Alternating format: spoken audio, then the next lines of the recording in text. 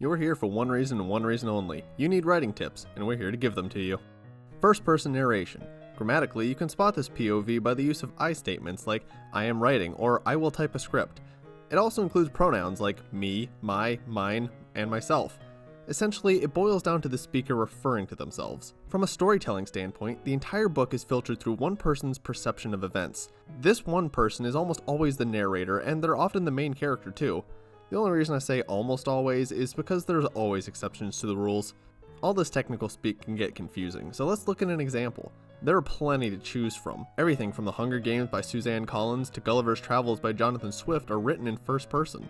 In The Great Gatsby, our first-person narrator is Nick Carraway. Since the titular Jade Gatsby is this larger-in-life enigma to him, the narrator, Gatsby likewise becomes larger-than-life to the reader. However, since the narrator himself is a biased opinion, he can be called an unreliable narrator. This basically means that the information a reader is given might not be 100% true.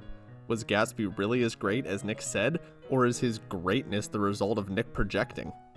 Pushing it even further, could a narrator straight up lie to the reader? Absolutely. Though this is a much more nuanced and difficult technique to pull off well, so maybe it's not the best thing for beginner writers.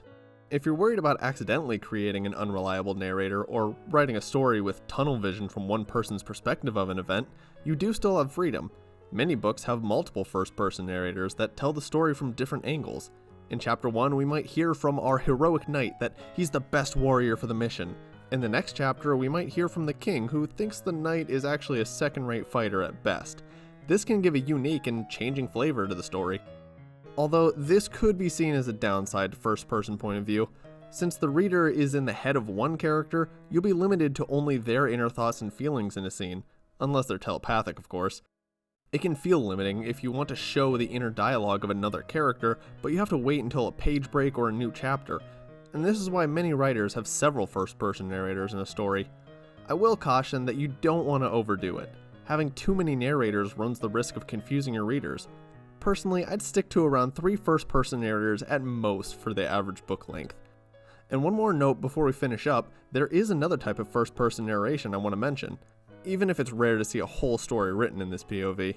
First-person collective uses pronouns like we, our, and ourselves. Short stories that focus on a town population instead of one central character have employed this, but again, while it's worth knowing, you rarely see this. And if you enjoyed this quick writing tip, why not subscribe? And ding the bell to let YouTube know you want to see more.